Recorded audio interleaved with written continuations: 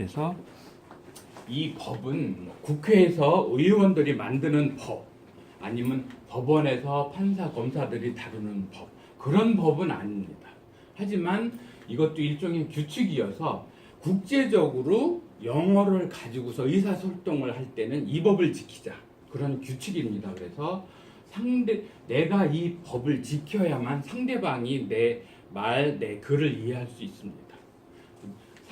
우리가 외국 영화든 외국의 영어 책들을 읽을 수 있는 건 상대방도 이 법을 지켜서 서로 소통이 가능한 겁니다. 그래서 영어의 기본 문법을 내가 영어 좀 잘하고 싶은데 나를 방해하는 골칫거리 장애물이다 이렇게 생각하지 마시고 내가 영어를 잘하도록 도와주는 도움이다 이렇게 보시면 좋겠습니다. 그래서 한 1시간 반 내에 도우미들이 어떻게 우리를 도와주는지 이렇게 보겠습니다. 그래서 너무도 놀라운 사실은 일반 다른 언어에선 잘 발견 안 되는 상황인데 모든 영어의 문장은 둘 중에 하나로 나누어집니다. 그게 뭐냐면 어떠한 주인공이 있는데 그 주인공이 어떤 동작을 하더라 아니면 그 주인공이 어떠한 상태에 있더라. 모든 영어 문장은 이 둘 중에 하나로 나누어집니다. 너무 아주 단순하면서도 명쾌한 원리가 영어에는 숨어 있습니다. 그래서 우리가 어떤 헐리우드 영화, 미국 드라마를 보든 수많은 영어 책, 이메일들을 다 보든 어떤 사람들과 어떤 상담을 하면서 얘기를 나누든 간에 천하의 어떤 영어도 그 영어는 어떤 주인공이 어떤 동작을 하더라 아니면 그 주인공이 어떤 상태에 있더라 딱 둘 중에 하나라는 거죠. 명쾌하게 떨어집니다. 그래서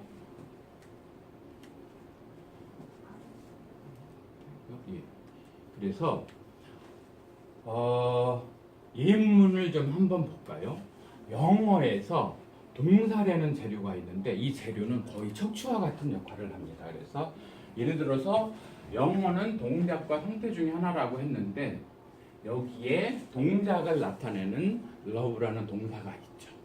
그랬을 때 우리가 동사를 중심으로 그 주인공을 동사의 앞에다가 배치를 합니다. 그리고 이 동작의 대상을 동사의 뒤에다가 놓습니다. 이게 영어의 가장 기본적인 구조입니다. 그래서 여기 그 겨울에 보면 기둥과 같은 게 동사이고 동사의 앞에 오면 주어, 그 친구가 주인공, 그 뒤에 오는 친구가 대상, 내용물이라는 것을 좀 보시고요. 그래서 줄리엣이라는 주인공은 로미오라는 대상을 가지고서 사랑을 하는 동작을 한다. 이게 영어 구조입니다. 근데 이 구조를 바꾸어서 로미오를 동사 앞에 보내고 줄리엣을 뒤로 보내면 이번엔 주인공이 로미오가 되죠. 로미오, 러브스 줄리엣. 그래서 영어는 위치가 문법 기능을 결정을 합니다.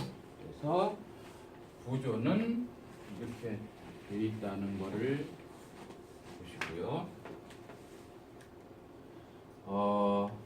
다음으로 넘어가서 그래서 우리가 학교에서 동사 얘기를 많이 들으셨을 텐데 정확하게 이 명칭을 제가 교육부 장관이라면 동상사 이렇게 앞으로는 영어 수업 시간에 쓰자 이렇게 쓸 겁니다. 왜냐하면 모든 문장은 주인공의 동작이나 상태를 나타내는 말에 의해서 좌우되는데 중심이 잡히는데 그럴 때에 동작을 나타내는 계열의 문장은 어떻게 되느냐면 아까 말씀드렸듯이 동작을 나타내는 동사가 중심을 잡고 그 주인공이 앞에 오고 동작의 대상이 뒤에 옵니다. 그거를 우리가 주어라고 얘기를 하는데 주인공이 되는 말 이런 뜻이고요. 여기서는 동작을 나타내는 말 그리고 동작의 목적물이 뒤에 오는 구조가 첫 번째 구조이고요. 두 번째 구조 상태를 나타낼 때는 주어 다음에 일반 동사가 아니고 비동사라는 한 동사가 옵니다. 그러면 이 주인공이 보어라는 내용과 같은 상태에 있다. 이렇게 둘 중에 하나로 나누어지는 거죠. 이거는 제가 독단적으로 이렇게 해설을 해드리는 게 아니고 동사라는 이 단어가 영어로는 벌브입니다. 이 벌브가 영어 사전에 어떻게 되어 있느냐면 동사라는 거는 액션, 동작이나 상태를 묘사할 때에 사용되는 것이다 이렇게 되어 있습니다. 그래서 명확하게 학문적으로 동사는 동작이나 상태를 묘사한다. 그래서 이렇게 상태를 나타내는 경우는 비동사, 그 외에 동작을 나타내는 경우는 일반 동사가 와서 문장을 양대 산맥으로 가릅니다. 그러니까 문장이 갈라지는 건 주어 다음에 비동사냐 일반 동사냐 이게 완전히 분수령이 된다. 이렇게 보시면 되겠습니다. 그래서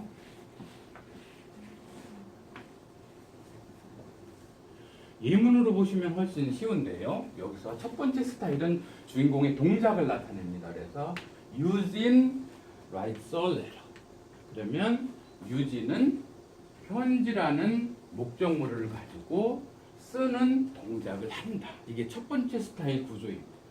그리고 두 번째 스타일은 using is a teacher. use는 선생님이다. 선생님이라는 상태입니다. 이렇게 예문으로 나눌 수 있겠고요. 조금 이제 아래가 좀 덜 나오는데 그 아래에다가 요거 앞에 좀 하나만 넣어볼까요?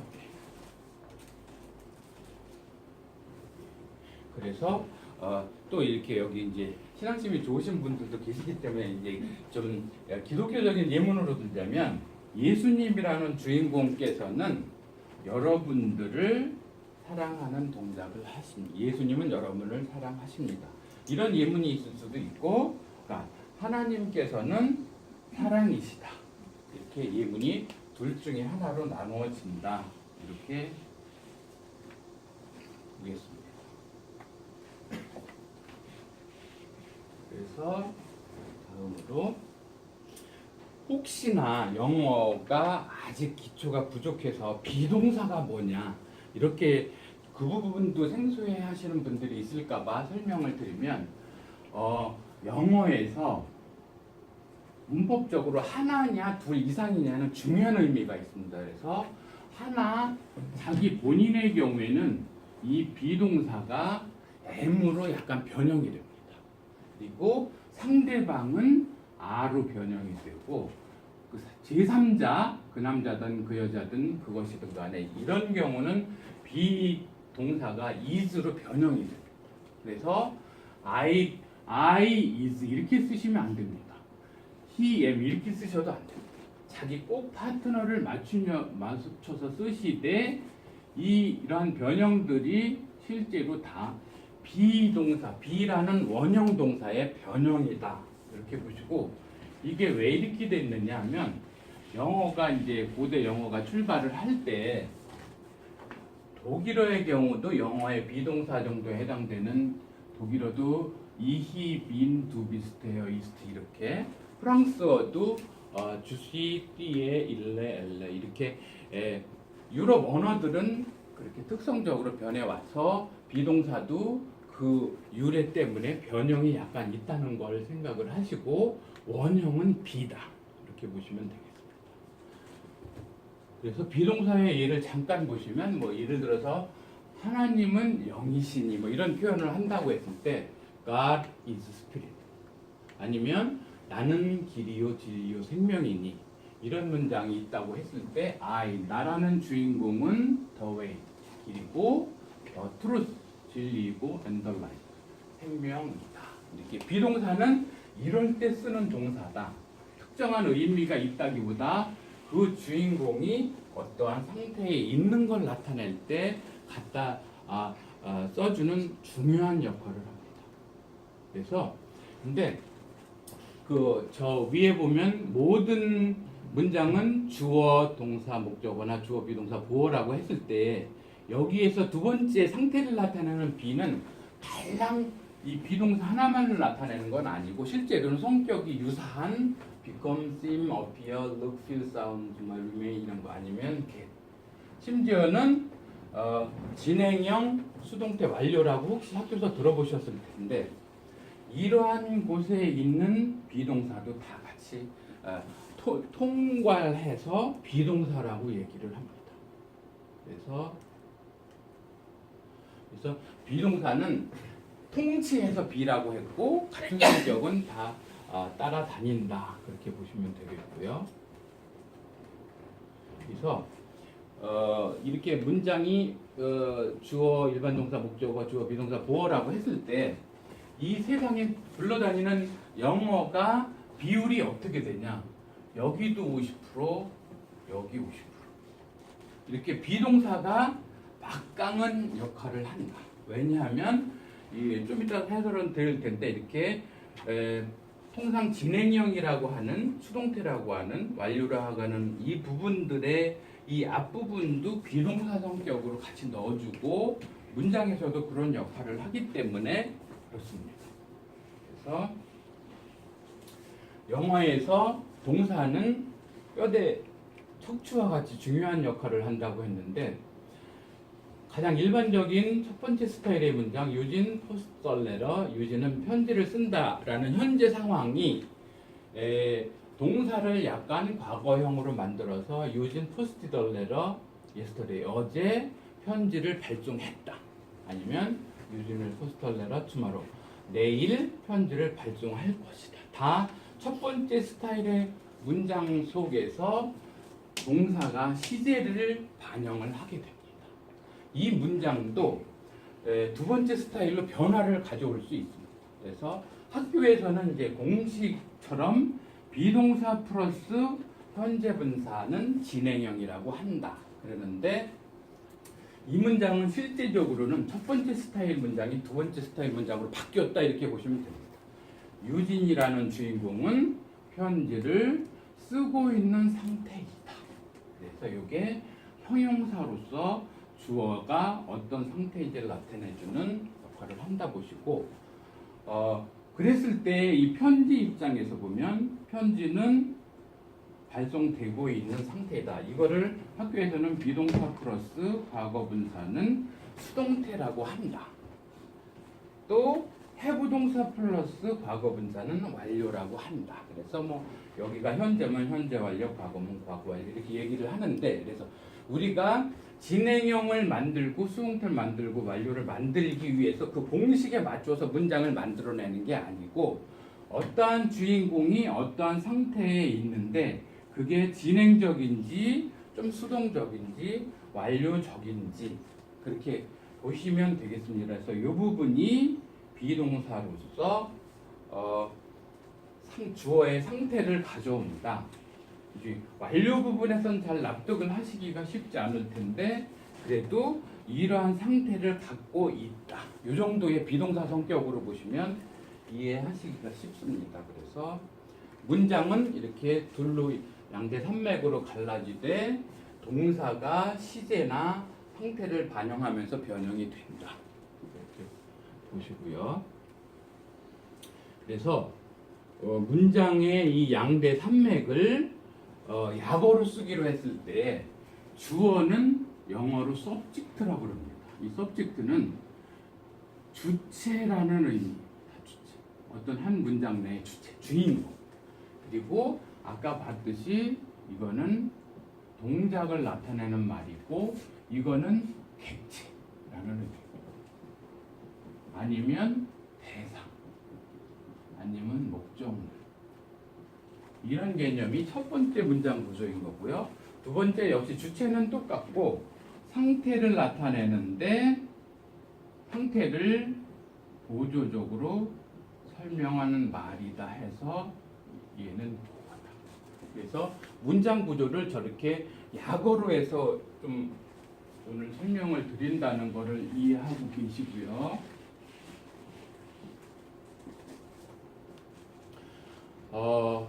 모래시계를 영어에 한번 비유를 해볼까요? 모래시계에서 모래알이 떨어지는 동작을 하거나 떨어진 상태이거나 그런데 문장이 옆으로 이렇게 누워 있으니까 모래시계를 옆으로 누웠을 때 영어는 주어 부분과 동사 부분과 목적어나 보어 부분 이렇게 3등분 된다. 이렇게 보시면 되겠습니다. 그런데 이렇게 주어, 동사, 목적어, 보어에 한 단어짜리들이 문장이 오면 영어 그래도 쉽겠죠. 다 많이 드러날 텐데 우리가 현장에서 보는 영어는 이렇습니다. 이게 한 문장입니다. 그러니까 아, 영어 정말 어려운 거겠구나 하는데 실제로 이 문장도 정확하게 보면 노란 부분 is 파란 부분, 노란 거는 파란 것이다. 이런 정도거든요. 그래서 이따 끝에 가시면 왜 이 문장이 이렇게 구성되는지에 대해서도 아주 편안하게 눈에 들어오실 겁니다. 그래서 그 새롭게 개념을 좀 정리를 해 가야 될 부분이 있는데 영어를 나타내는 수많은 의미 단위를 일종의 물품으로 보시고서 이거를 품목별로 나누어 왔어요. 나누어 보니까 8가지 종류가 되더라.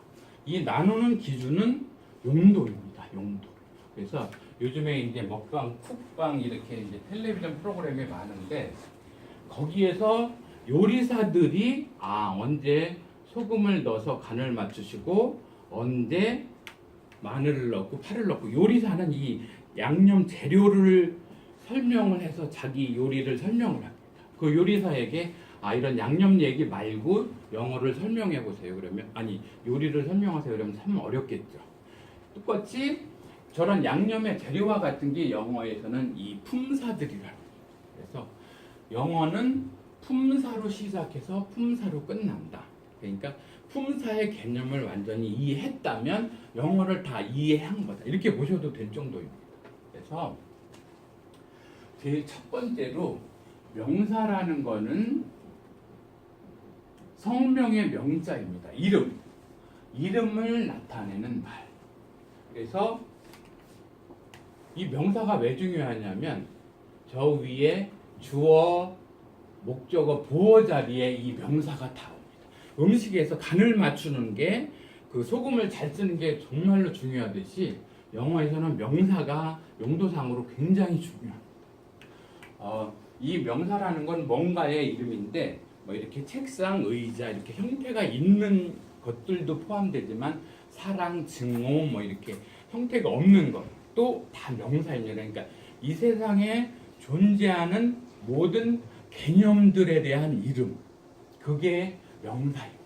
그런데 이 명사들이 주어, 목적어, 보어 자리에 와서 명사가 정말 중요하다 이렇게 보셨고, 다음으로 대명사는 대신하다라는 뜻의 대자를 쓴 것입니다. 그래서 대명사는 명사를 대신해서 쓰는데 보시면 여기서 유진 라이서레로 유진은 편지를 쓴다에서의 이 유진은 누군가 사람의 이름입니다. 그런 게 명사인 거고요. 근데 다시 한번 반복을 피하기 위해서 이 유진은 그는 이렇게 했을 때에 얘가 대명사라는 겁니다. 명사를 대신해서 쓰는 경우. 그래서 반복과 지루함을 피하기 위해서 명사 대신 대명사를 쓰기도 하고, 이 명사와 대명사는 기능이 유사하기 때문에 한데 묶어서 봐주시면 좋고요. 다음으로 동사는 주어 다음에 딱 한 번 와서 주인공의 동작이나 상태를 나타낼 때 쓰는 말인 거고요. 형용사는 저 형용할 수 없이 아름다운 산, 이렇게 명가를 형용하는 말이에요. 뭘 형용하느냐 하면 명사를 형용해주는, 꾸며주는 기능을 늘 합니다. 그래서 요리에서는 파 정도 이렇게 보시고요. 단군 신화에 보면 곰이 100일 동안 쑥과 마늘을 먹고서 참아내서 사람이 됐다 그러는데, 영어학적으로 보면 아니면 일반 영양학적으로도 곰이 먹은 게 쑥과 마늘이 아니고 소금과 마늘일 거라고 보입니다.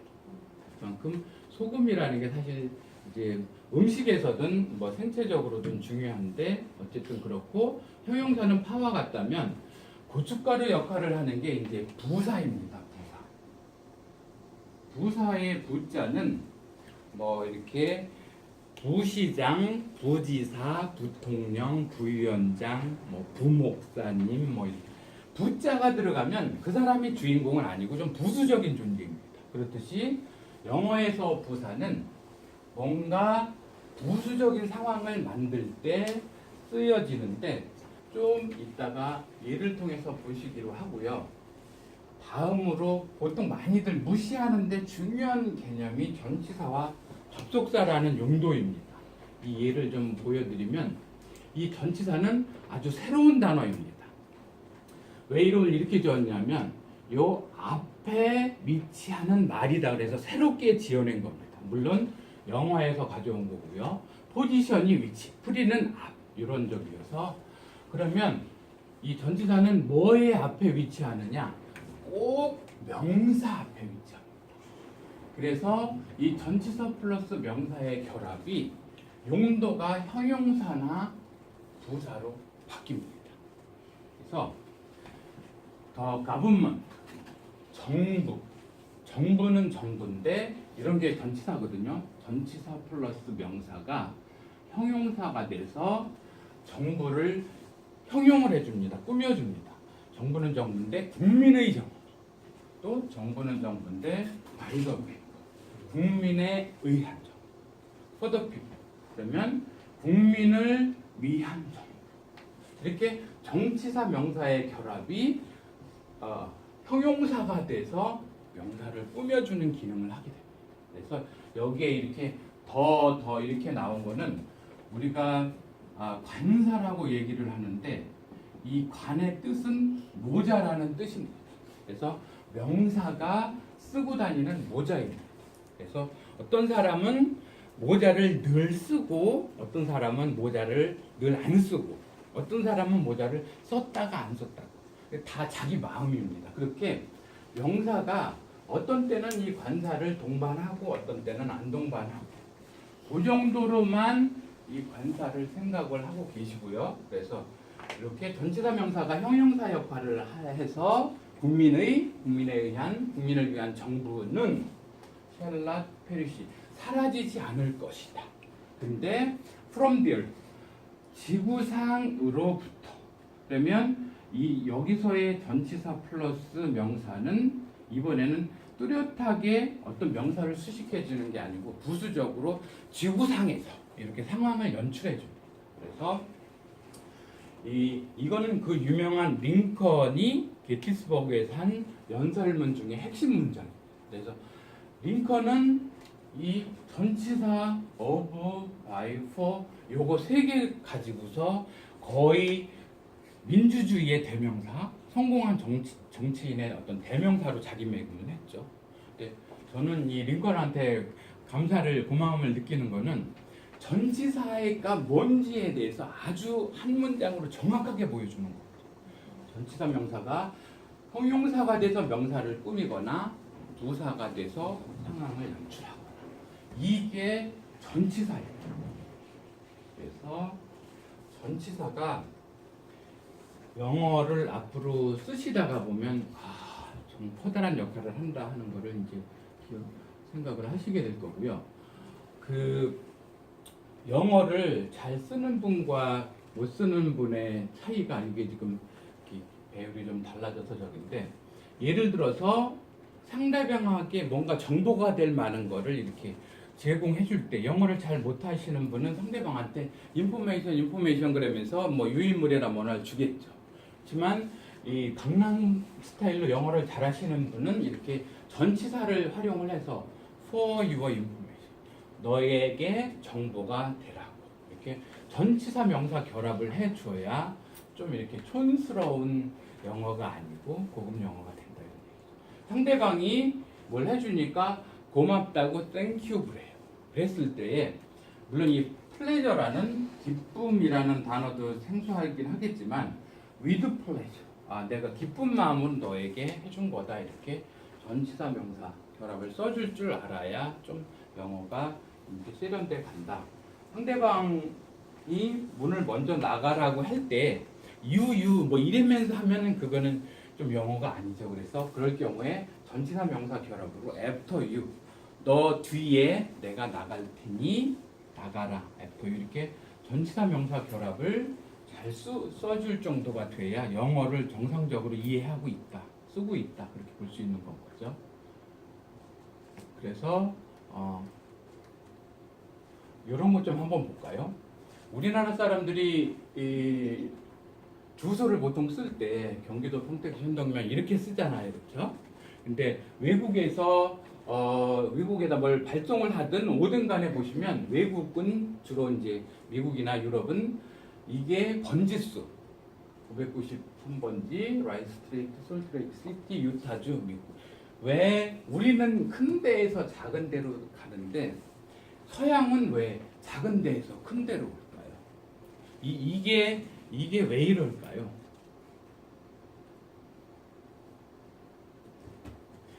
이거는 서로 동서양의 문화의 차이가 아니라 문법이 반영돼 있는 거예요. 여기서의 우리말의 주소 시스템은 평택시가 경기도의 평택시라는 겁니다. 다른 도의 평택시가 아니고 이 현덕면은 다른 데에 있는 현덕면이 아니고 평택시에 있는 현덕면이다. 이 80번지는 전국의 80번지가 얼마나 많겠어요. 이런 쭉 여기 운정사학일의 80번지다. 이런 개념이라면 서양은 우리나라 언어의 마스터키는 의라는 조사라면 서양은 어부가 모든 걸 지배합니다. 593번지가 라이트 거리에 있는 593번지다. 그래서 어부 전치사 플러스 명사가 형용사가 돼서 이 앞을 설명을 해주는 구조입니다. 이 라이트 스트리트는 뭐 뉴욕시티, LA시티가 아니라 솔트레이크 시티의 라이트 스트리트라는 거죠. 형용사가 돼서 명사를 꾸며주고 유타주는 아르헨티나에 있는 유타주가 아니라 미국에 있는 유타주다. 이런 구조예요. 이름도 우리는 이게 향하면 이게 성이고 이게 이름입니다. 그렇죠? 근데 미국에서 버락 오바마 했을 때에 얘의 이름은 버락이고 성은 오바마입니다. 왜 바뀌냐? 의입니다. 여기는 오바마 패밀리, 오바마 가문의 버락이라는 친구다. 이런 얘기. 그래서 언어가 이렇게 문화를 지배하는 상황이라는 것을 좀 보셨고요. 그래서 전치사를 보셨다면 이번에는 접속사를 좀 마저 이해를 하겠습니다. 풋고추를 그냥 먹으려면 잘 안 넘어가요. 근데 이 고추장을 찍어서 풋고추를 먹으면 잘 넘어갑니다. 그렇게 전치사와 명사의 결합은 고추장과 풋고추의 결합 정도로 이해를 하시면 돼요. 그 다음에 접속사는 쌈입니다. 쌈. 이렇게 깻잎, 상추, 산마늘 이런 쌈처럼 이 접속사는 문장을 쌈처럼 아예 싸버립니다. 여기서 유아영, 너는 젊다. 네가 어떤 상태인지를 표현해주는 완벽한 문장입니다. 주어, 동사, 보어 있는 문장인데 여기에 접속사라는 쌈이 오면 이 한 문장 자체가 다 그냥 쌓여져 버립니다. 너가 젊을 때 이렇게 해서 한 문장이 쌈처럼 한 덩어리로 쌓여져서 여기서는 부사 절로 기능을 합니다.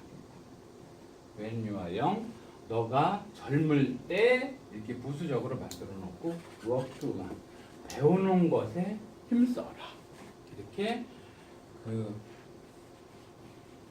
접속사는 쌈과 같이 문장을 통째로 싸는데 쌈 중에는 베트남 요리에 보면은 쌀국수로 된 그 쌈이 있어요. 그렇죠? 그건 물에 집어넣으면 투명해입니다. 안 보입니다.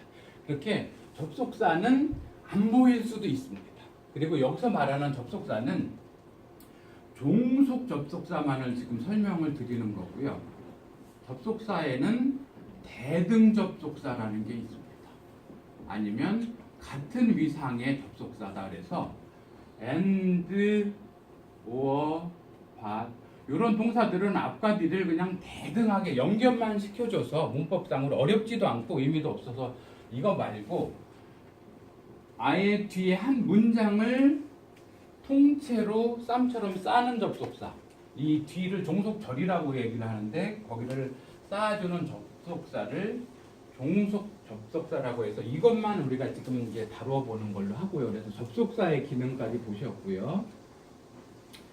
그래서 전치사와 접속사는 한 단어입니다. 근데 전치사는 뒤에 명사를 동반해서 형용사나 부사의 부를 만듭니다. 근데 접속사는 뒤에 한 문장을 동반을 해서 명사, 형용사, 부사로 쓰이는 덩어리 단어를 만듭니다. 그래서 그렇게 보시고 우리가 쌈을 보통은 쌈을 가지고서 뭐 밥이나 국이나 쌈장을 이렇게 한 번에 싸잖아요. 근데 문법적으로는 이따가 보실 텐데 뭔가 하나의 쌈을 싼 다음에 다시 쌈을 또 싸버리기도 합니다. 그런 경우도 있습니다. 그래서 예문 나올 때 보시기로 하고 다음으로 영어에서 또 다른 개념을 좀 익히고 계셔야 되는 게 있는데 영어는 전치의 언어입니다. 아까 전치사에서 보셨듯이 앞에 위치한다 이런 개념이 전치인데 유명한 그 피아노 곡 중에 하나가 For 엘리제, 엘리제를 위하여 이런 노래가 있다고 했을 때 엘리제를 위하여니까 우리만 생각해서 엘리제 for 이렇게 하면 이거는 영어가 아니에요. 영어는 상황을 만드는 이 전치사가 대상물의 앞에 옵니다. 우리말로는 엘리제를 위하여 이렇게 위하여 부분이 엘리제 우리나라에서는 뒤로 오는 후치하는 게 영어에서는 당연스럽게 앞에 전치하는 게 영어입니다. 그래서 이거는 보디가드가 자기 VIP를 경호할 때 위험에 앞서 나가서 자기의 활동을 한다. 이렇게 보시면 되겠습니다. 전치사만이 아니라 동사도 예를 들어서 편지를 쓰다 할 때 우리만 생각해가지고 편지가 얼레러고 얼레러 라이트 이렇게 하면은 이거 영어가 아닙니다. 영어는 전치의 언어여서 write 동작이 오고 그 동작의 대상이 VIP가 뒤에 오는 경우. 아까 동사가 동작이나 상태를 나타낸다고 했는데 이렇게 대상물의 앞에서 어떤 동작과 상태를 설정하는 게 동사라면 전치사도 그냥 있는 게 아니고 자기가 소기의 상황을 만들어냅니다. 그래서 엘리제를 위하여 그래서 뭔가